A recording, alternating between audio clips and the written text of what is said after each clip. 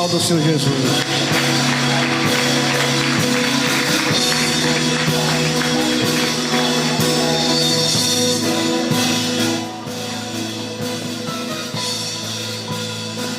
A paz do Senhor para os irmãos, amém.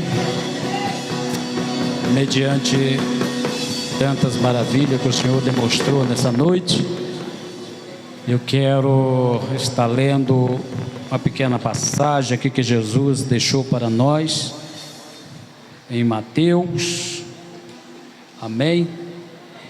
Quero falar para os irmãos que estou realmente maravilhado com tantas bênçãos que o Senhor, demonstrou aqui nessa noite, que nós, assim como o meu irmão falou, nós não estávamos, vamos dizer assim, não estávamos acostumados a ver estas coisas acontecer nas nossas igrejas, lá onde nós congregamos em igrejas, vamos dizer, diferentes, e a gente não estava acostumado a ver isso, mas sabendo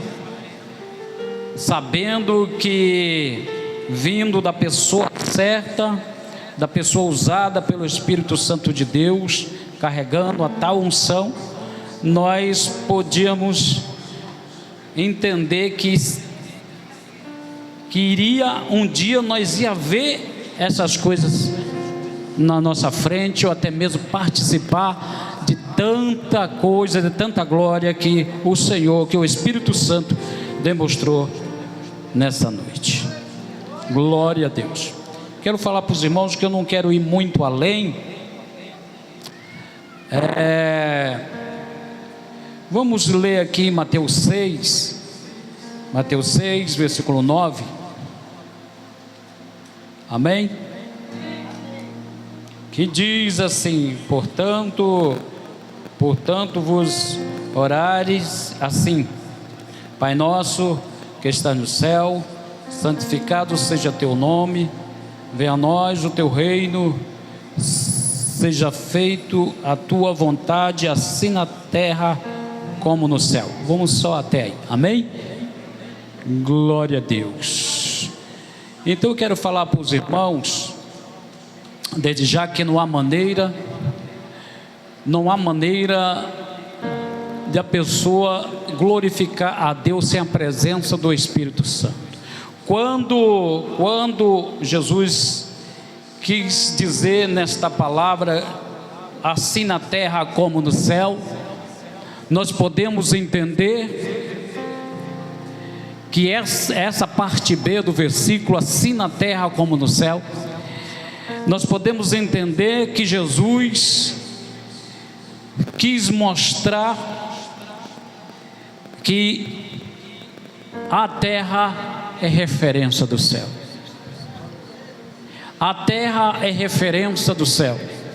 E portanto podemos ver que não há maneira de acessar o céu, não há maneira de acessar o céu, se assim não vivermos primeiro aqui na terra a glória de Deus. Podemos entender que não vai haver nenhuma maneira para as pessoas que estão tentando entrar no céu, se primeiro não participar, ou seja, entender os céus aqui na terra, porque é algo espiritual, não é algo simplesmente material, que quando essa palavra vem dizer assim na terra como no céu, nós entendemos que o céu é parecido com a terra. O céu tem referência da terra e vice-versa. Podemos viver o céu na terra, nós podemos entender que nunca iremos entrar no céu se primeiro a gente não tentar descobrir essa parte espiritual que nós, muitas vezes, nas nossas igrejas, nós lá atrás, vamos dizer, das outras igrejas, não quero citar nomes, mas a gente podemos entender que as pessoas costumam viver um certo natural. viver um pouco de aparência, viver um pouco mais naquela situação de, vamos dizer, do aqui, está em festa todo o tempo, mas vivendo sempre o natural. Os irmãos estão me entendendo? Sempre vivendo o natural e nunca procura descobrir essa parte espiritual que nós agora estamos entendendo e estamos descobrindo essa parte que era tão difícil para nós. Mas assim o homem de Deus sempre falando para nós, é tão simples, é simples, essa parte é tão simples, vocês têm que procurar entender essa parte espiritual, porque ela é simples demais, mas para nós parecia algo terrível. Parecia algo terrível, e a gente começamos a nos aproximar das palavras, aproximar e entender a palavra que assim o apóstolo vivia falando para nós, citando para nós, e nós tentando entrar mais fundo, e assim começamos a entender essa parte que para nós seria impossível. Mas Jesus, na sua palavra, ele vem dizendo: se tiveres fé como de um grão de mostarda, dirá esse monte, passa por lado de lá, e ele irá de passar, e nada vos será impossível. O mundo, ou muitas vezes até as pessoas dentro das igrejas, costumam dizer, como está escrito na Bíblia, que nada é impossível para Deus. Eles costumam dizer que nada é impossível para Deus, mas quando Jesus vem falando essa palavra ali do grão de mostarda, se tiveres fé como de um grão de mostarda, ele já vem falando que nada é impossível para nós. Não é mais nada impossível para Deus. Olha aí Jesus quebrando o protocolo, e vem dizendo que nada vos será impossível. E nós temos vivido essa situação nos últimos dias, essa palavra nos últimos dias. Eu, mediante tantas coisas que aconteceu aqui, fiquei até um pouco sem palavras. Mas pedindo ao Espírito Santo que coloque palavras na minha boca, porque hoje eu não quero falar mais de mim mesmo. Hoje eu não quero falar como pegava o microfone e começava a tentar falar bonito, falar algo de mim mesmo, ou só da letra, como disse o apóstolo Paulo. É ali, se eu não me engano, em 1 Coríntios, ele vem dizendo que as pregações dele não seriam com palavra persuasiva. E nós começamos a entender esta palavra, e agora colocamos que nós não pregamos mais, como diz a minha Bíblia, fala que não prego esta palavra como palavra persuasiva. Então nós não pregamos mais de nós mesmos, não falamos mais de nós mesmos, nós deixamos todo o aparato que nós tínhamos, vamos dizer, da Bíblia, ou seja, da lei, ou seja, do estudo, alguma coisa, e buscamos um aparato no Espírito Santo.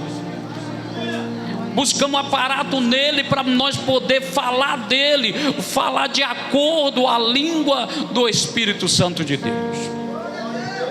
Porque não tem meio de acessar o mundo espiritual se nós primeiro não projetar, como diz o apóstolo, como diz vamos dizer, a Bíblia Sagrada vem nos advertindo. Jesus vinha sempre advertindo as pessoas a entrar no mundo espiritual.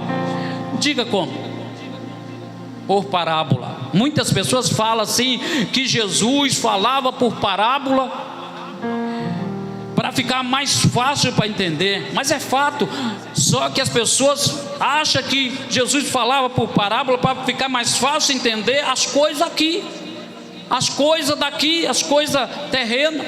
Mas quando ele falava por parábola, ele levava as pessoas a entrar no mundo espiritual. Ele levava as pessoas a entrar no mundo espiritual no mesmo nível que ele estava.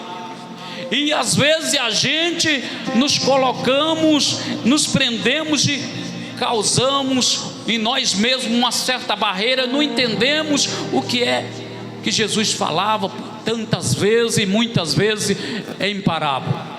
Quando ele chegou a conversar, a falar com Nicodemos, é necessário nascer de novo, Nicodemos.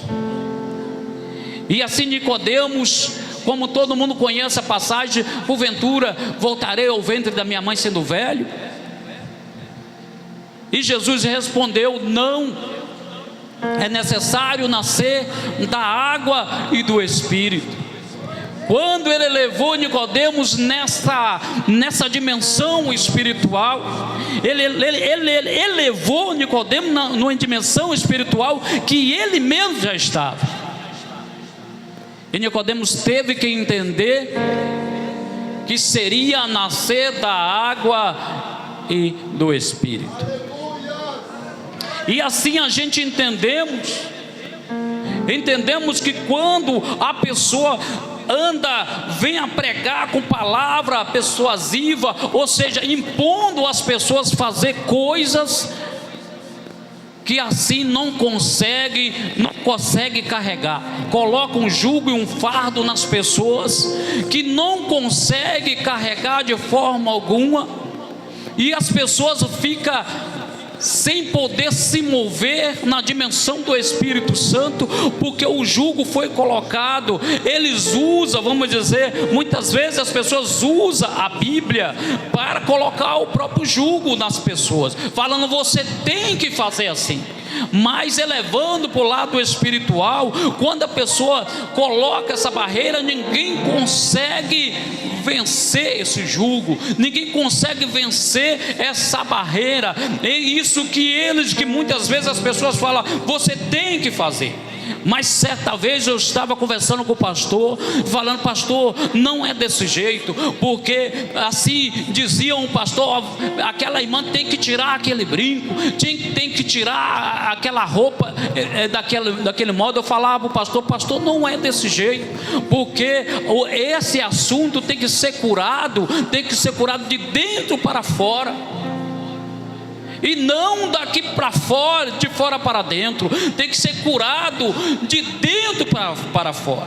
Primeiro tem que curar a alma, curar lá dentro, porque quando eu falando para ele, quando se trata dessas coisas parecidas, ou adorno, ou coisas parecidas que a pessoa costuma usar, ou vício, ou alguma coisa, tem que ser curado de dentro para fora, porque na primeira oportunidade que a pessoa que é mandado fazer, ele costuma obedecer, não faz mais, não faz aquilo mais, mas na primeira oportunidade que ele tem, ele vai botar para fora de novo. Então tem que ser curado de dentro para fora. Então a pessoa na primeira oportunidade, ela vai pegar tudo aquilo e vai botar para fora, e vai trazer problema para ela, para a sociedade, ou coisa parecida, porque ele não foi curado de dentro para fora. Porque o negócio não é mais físico, o negócio agora é espiritual, e as pessoas não têm entendido que o negócio agora não é físico mais. E nós agora passamos a entender que quem muda, quem foge o caráter da pessoa, não é pastor, não é outro irmão, não é ninguém, é o próprio Espírito Santo de Deus. Quem foge o caráter da pessoa é o Espírito Santo de Deus. Quem muda o caráter da pessoa é o Espírito Santo de Deus. E às vezes a pessoa fica tentando mudar o caráter do outro e só dá errado. Quando tenta mudar sem o próprio Espírito Santo de Deus, quando tenta mudar, só dá errado. Então nós temos que ter o caráter do Espírito Santo de Deus. Se tem alguém que não tem o caráter do Espírito Santo de Deus, começa a pedir o Espírito Santo de Deus: Espírito Santo, eu quero ter o teu caráter. Imagina quem tem o caráter do Espírito Santo de Deus. Imagina quem tem o caráter do Espírito Santo de Deus, começa a pedir, porque quem muda a pessoa é o Espírito Santo de Deus. Quem foge o caráter dele não somos nós. Nós se dizemos, vai lá, faça isso, eu não quero ver você desse jeito. Só se nós não curar as pessoas de dentro para fora, como tem dito, não vai adiantar nada. Então hoje pedimos ao Espírito Santo de Deus: Espírito Santo de Deus, eu quero ter o teu caráter, eu quero ser forjado o meu caráter, eu quero ter um novo caráter. Porque o crente sem caráter, ou seja, com mau caráter, o crente, porque todos têm caráter, mas uns têm do Espírito Santo de Deus e muitas vezes outros não. Então aprendemos que nós temos que ter o caráter do Espírito Santo de Deus. E se nós não pedir isso, nós iremos deixar algo preso de nós mesmos, algo preso que alguém pediu para você tirar, mas está ali guardado. O problema está ali guardado para ser exposto numa hora qualquer, ou seja, num momento específico ou numa oportunidade. Nós iremos expor para fora aquilo que está guardado, porque o caráter não foi forjado pelo Espírito Santo. Então a gente temos que aprender tais coisas, aprender que o Espírito Santo de Deus é quem muda, consola. O Espírito Santo de Deus é quem faz aquilo que o homem tem tentado fazer. O homem tem tentado mudar as pessoas. O homem tem tentado, falado, olha, você tem que mudar de uma forma que, por exemplo, parecido comigo, quando ele fala de mudar, quando muitas vezes nós que estamos na frente de igreja, costumamos falar para a pessoa, você tem que mudar. Para que ele quer ver aquela pessoa mudado? É para muitas vezes para satisfazer a ele mesmo. Porque ele quer ver, ou eu quero ver a pessoa igual a mim, só que eu também não sou mudado. E aí? E agora? Eu também ainda preciso do meu caráter ser forjado pelo Espírito Santo de Deus, ser mudado pelo Espírito Santo de Deus. E aí as pessoas, por não entender essa parte espiritual, costumam cometer muitos erros. E quem tem o caráter do Espírito Santo de Deus, o que é que ele faz? Ele tem as mesmas características do Espírito Santo de Deus.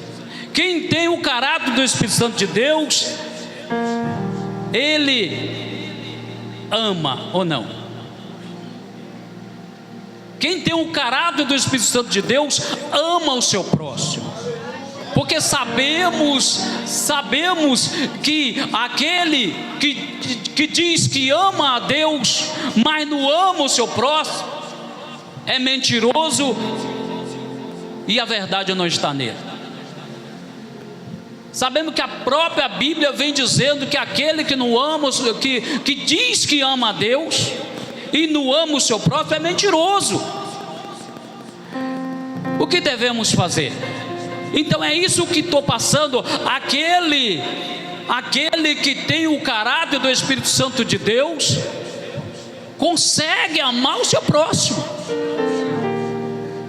Aquele que tem o caráter do Espírito Santo de Deus consegue evangelizar, consegue lutar pela vida de alguém que muitas vezes a sociedade não dá nada por ele. Aquele que tem o caráter do Espírito Santo de Deus vai olhar para uma pessoa que está largado na rua ou nas drogas e vai ver que ele tem um certo valor, ou seja, tem todo o valor, que vale mais do que o mundo inteiro.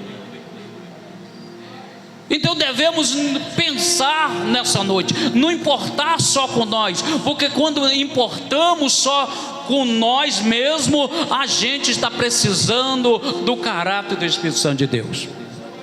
Quando pensarmos em nós, só em nós mesmos, enquanto estiver fazendo isso, nós não temos o caráter do Espírito Santo de Deus. Ele ainda não forjou o nosso caráter. Nós temos que começar a pedir para Ele: Espírito Santo, forja o meu caráter. Eu quero o caráter igual o teu, Espírito Santo, porque eu vou conseguir ver as pessoas com um bom olhar. Eu vou conseguir ver as pessoas com um olhar de misericórdia. Que muitas pessoas estão dentro da igreja, mas não tem esse olhar de misericórdia. Isso está faltando o quê? O caráter do Espírito Santo de Deus. Que o Espírito Santo de Deus tem o caráter excelente, como diz a Bíblia, excelente. E nós, muitas vezes, nós temos que nos espelhar em quem? No Espírito Santo de Deus, para que nós possamos ter o caráter dele, para pregar o Evangelho a toda criatura e assim poder amar as pessoas sem ver nada em troca.